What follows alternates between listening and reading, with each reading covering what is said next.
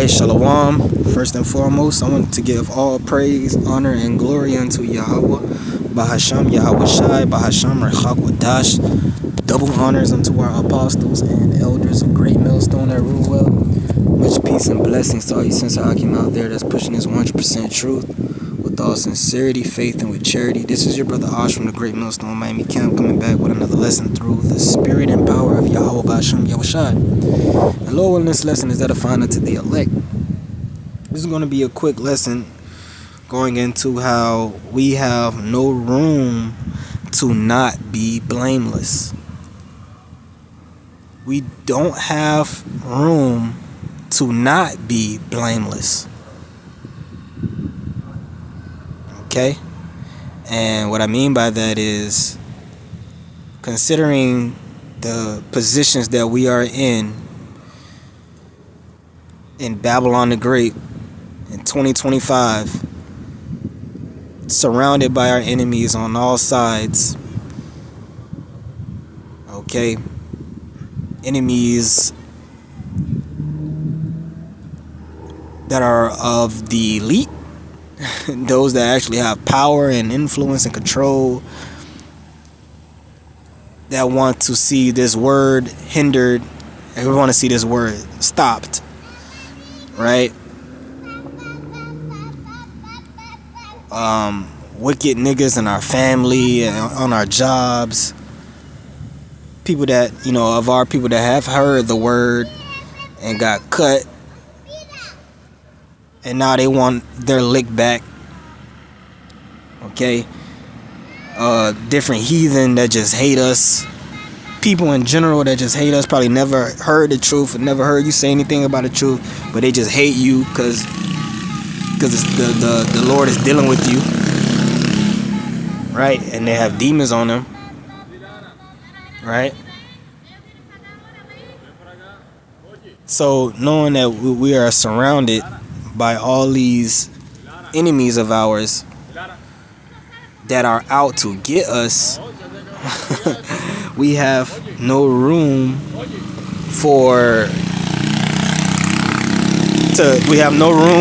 to not be blameless. Okay, these people in the world have Satan on them, and as we all know, Satan's job is to what? To find fault.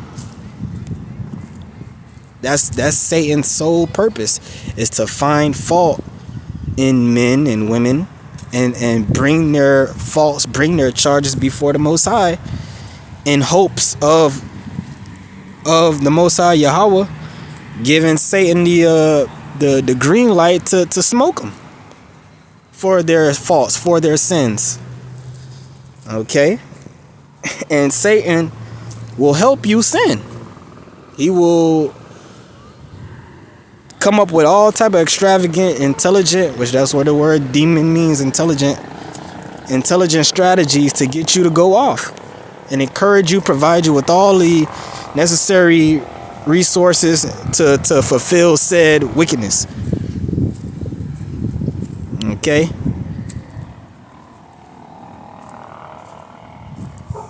So these people, they take up after their father, as Yahweh Shai told the wicked scribes and Pharisees, "You are of your father the devil," and the works he did, you're gonna do it too, roughly paraphrasing. So the people that's in this world, they're going to emulate the spiritual demon Satan. In your day-to-day, people are going to attempt to find fault with you. Okay? Attempting to knock you off your square, to get you cased up, whether it be financially, whether it be spiritually,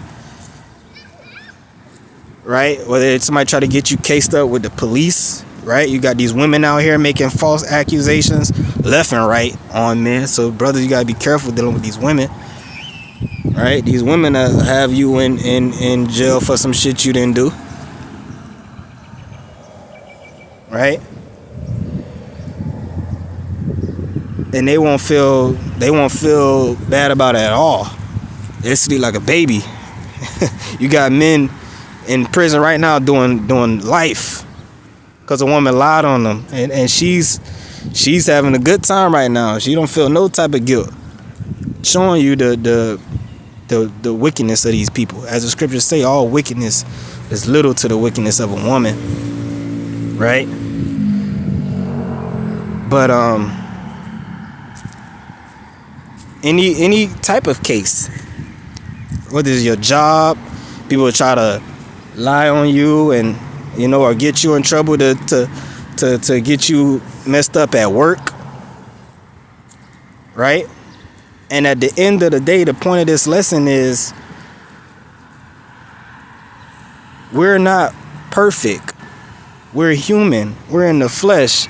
So we're going to make mistakes. We're going to make mistakes. But we don't have room to be making these mistakes. Other people in the world can make the same mistakes that we make and get away with it. They have the comfort, they have the luxury of not examining themselves, not taking responsibility and accountability for their behavior and actions. They can do that with no problem, and they won't have Satan trying to find fault in them, because Satan already knows he got them. They're not a threat to the spiritual demon Satan. He already knows that they're wicked and there's no hope for them. So he doesn't have to constantly try to find fault with them and try to get them cased up, try to get them in trouble, because they're already done. They're already through. Okay, they already don't have faith. So Satan doesn't have to try to get them to relinquish their faith, to cast off their confidence. They already don't have no confidence. So they don't need to be tested. They don't need to go through things. Okay? They don't have a need to be blameless. You know what I'm saying? Of course, in this world, you have to follow the laws or get arrested. You can lose your freedom. But anything outside of the law, you don't have to worry about it. Shit, committing adultery, according to the Bible, you're supposed to be put to death. But according to Esau's law, there ain't no punishment for that. You could do that all day long, and can nobody say a damn thing to you. Right? And if a man kills you, they going to prison.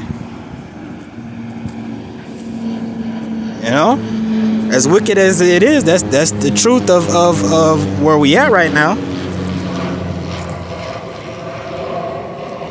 So of course you have to maintain order and law in society, and you can't go out there being lawless unless you're somebody with connections, powerful connections and money. Unless you're an Edomite and you're part of the club, then now they do what the fuck they want to do. Right? So those are the only people that truly get to do whatever they want to do.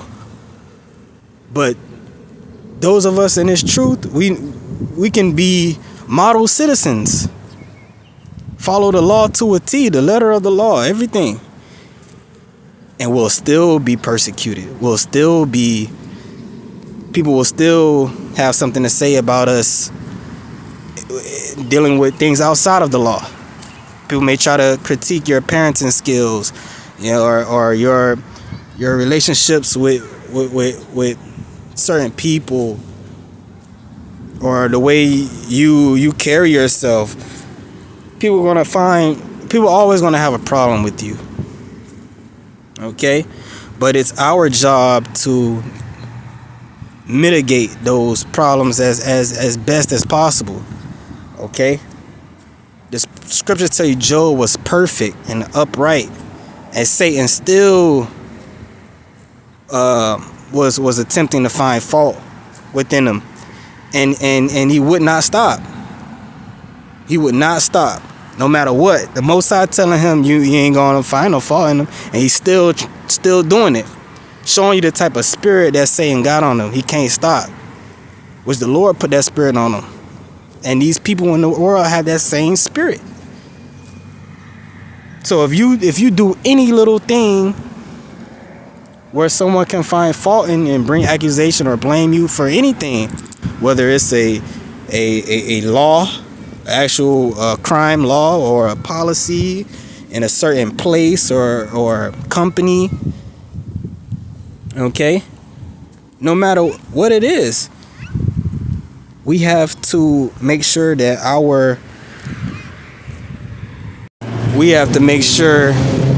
we're on point at all times. Okay, and what it really is the Lord is holding us to higher standards than the people of the world. Okay, you got Jake in the world talk about how they got a target on their back and they got to work twice as hard for half the recognition, right? Which is true, but that's a part of the curses as being Israelites. So how much more knowing you're an Israelite and actually attempting to walk the path of righteousness? Of course you're going to be persecuted. Of course you're going to be falsely accused.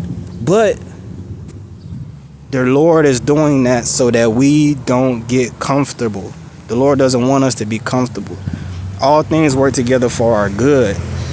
So people got Satan on them fucking with us. That's for our good. It's not for our destruction. It's not because the Lord is not dealing with us. It's not because the Lord hates us or is angry with us. It's because the Lord loves us and he's attempting to teach us a lesson.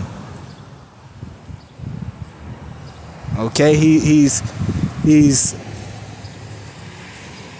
prodding us and poking us, right? He's using Satan as that goad, that prick to push us out of our comfort zone.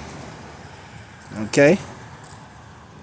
The Lord wants us to be in the spirit of going over and beyond the call of duty. You know what I mean? He wants us to be in a spirit of having to work twice as hard for half the recognition and be cool with that. You know, as hard as it may be, as unsettling as it may be, it may seem unfair in the flesh, but when you really think about it, it's because the Lord loves us. He loves us more than the people of this world.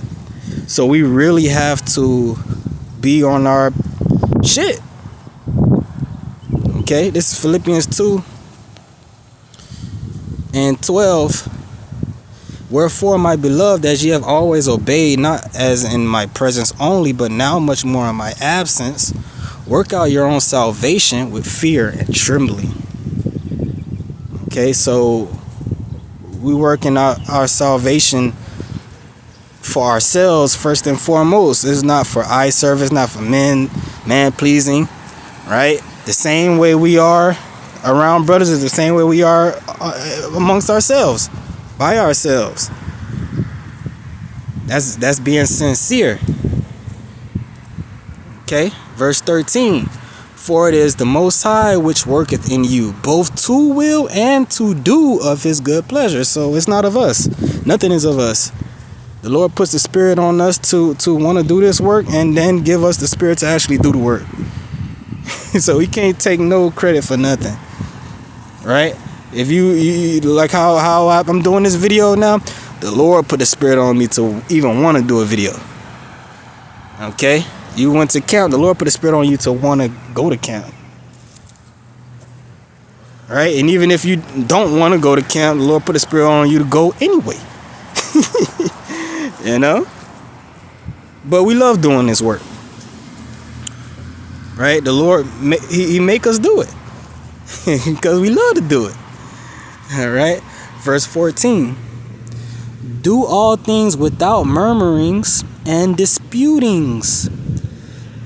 Key point, that ye may be blameless and harmless, the sons of the Most High, without rebuke, in the midst of a crooked and perverse nation, among whom ye shine as lights in the world. Okay? NLT, do everything without complaining and arguing, so that no one can criticize you. Live clean, innocent lives as children of the Most High, shining like bright lights in a world full of crooked and perverse people. You see that? So the Lord wants us to go over and beyond the call of duty for man. You know what I'm saying? These people in the world can be total demons, right? Breaking the law, breaking Esau law and get away with it, or not breaking Esau law, but they breaking all the Most High laws and getting away with it, or they at the job just being a total nigga at the job, getting away with that, right? But somehow, some way, nobody fucks with them, nobody bothers them, nobody's concerned with them. But you do one little thing, and it seems like the whole world is jumping on your head. Which again, none of us are perfect. We all have to take responsibility for our actions and when we go off and we do things wrong, right? And we're in the flesh, so it's going to happen. But we must understand that there is no room to not be blameless. We have to be blameless, and I'm talking to myself first. As you know, it upsets me to know that if I do one little thing, I'm going to be held to a much stringent standard than somebody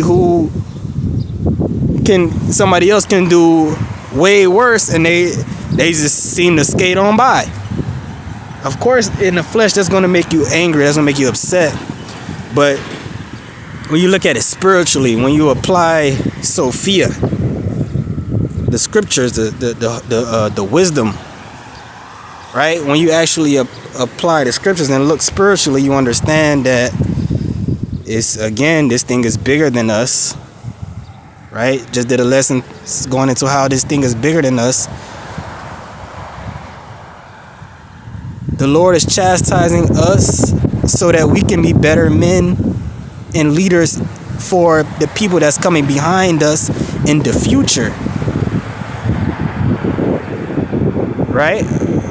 As the scriptures say, going back to Hebrews, I was in Hebrews 12.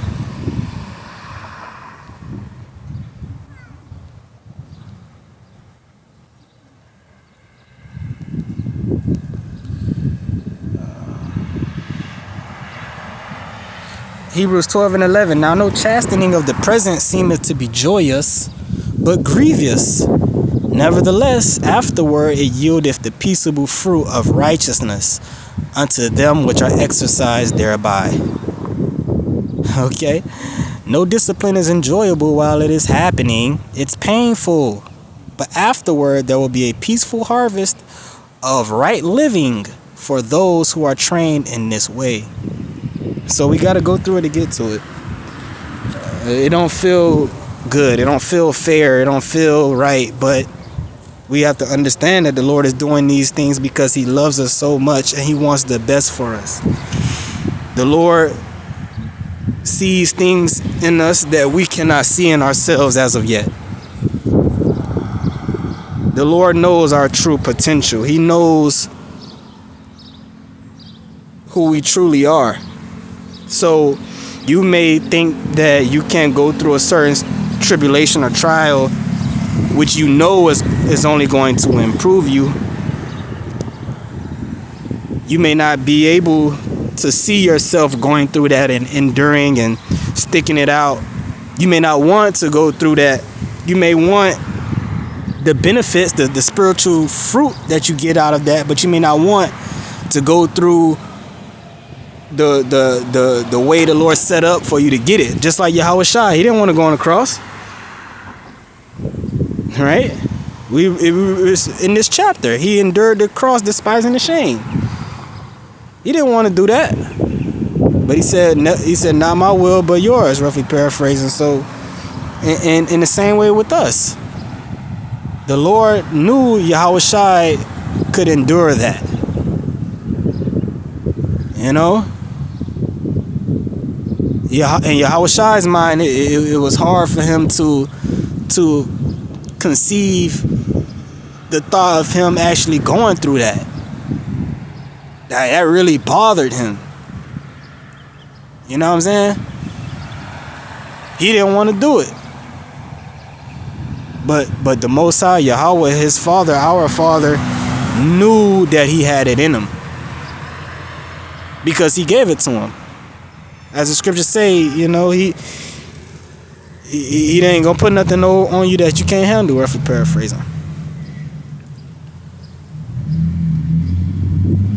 So we going through what we going through. We just have to eat it. We just have to endure it, and we have to understand that it's to make us better, to make us stronger. So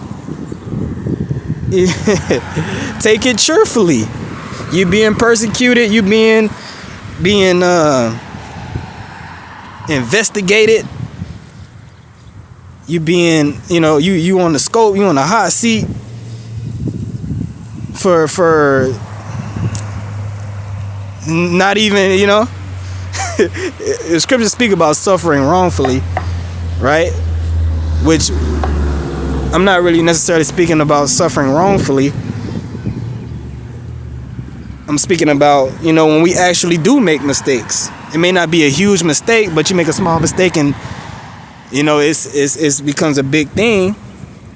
That's because we don't have room to make small mistakes. People in the world have room to make huge, gigantic mistakes. Especially the so-called black woman. She get bailed out all the time. But we don't have that luxury. We don't have the opportunity to continue to take the same L's.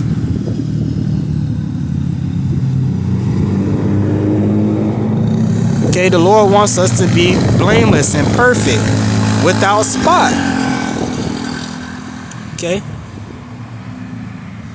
I read it again, Philippians 2:15, that ye may be blameless and harmless, the sons of the Most High, without rebuke, in the midst of a crooked and perverse nation, among whom ye shine as lights in the world, holding forth the word of life, that I may rejoice in the day of Hamashiach, that I have not run in vain, neither labored in vain. You see that? Because the scriptures say that you gotta strive lawfully. Strive lawfully. In order for us to make it on the chariot, we have to strive lawfully. We can't try to buck the system. Okay, Yahweh Shai didn't try to buck the system. He didn't, he told Pontus, know ye not that I have the power to call down legions of angels? I forget the exact number, but he had the power to call down thousands and thousands of angels and physically take over the Roman Empire. He had the power to do that. At that time, back then, 2,000 years ago. But he didn't do it. He chose to obey his Father. Okay? He took the L, he took the low. And we gotta do the same thing.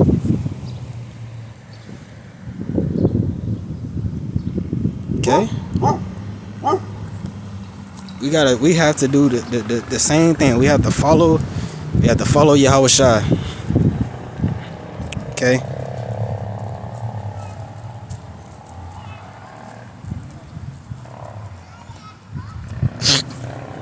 So again, that's pretty much it. All right, that's pretty much it. But we have to remember that we have no room to not be blameless. Like they say, like Law and Order, when they come on, anything you say in court can and will be used against you. You know what I'm saying? Yahweh Shai didn't try to buck the system. He had the power to take over the Roman Empire. He didn't. So we can't try to buck the system. We can't try to cheat the game. We have to strive lawfully. And that's within this truth, within this ministry, in our day-to-day places we go, people we encounter. The scriptures say, walk with wisdom toward them that are without. Because we're on trial. We're on the hot seat 24/7. You know, as upsetting as that is, as frustrating as that is, talking to myself first, as much as we would want that to not be the case, it is. And the scriptures say, Micah 7, I will bear the indignation of the Lord because I have sinned against him. So we're in this position anyway because we sin anyway in the first place. So we gotta take the constant prodding and poking by the wicked people in this world, and we have to eat it. And that is what's going to perfect us. That's what's going to make us like Yahweh Shai. Okay? So that's pretty much it. That's all I really wanted to say. Lord willing, that was edifying. With that, I'm going to give all praise, honor, and glory unto Yahweh. By Hashem Yahweh Shai, by Hashem Rahakadash. Until the next one, Shalom.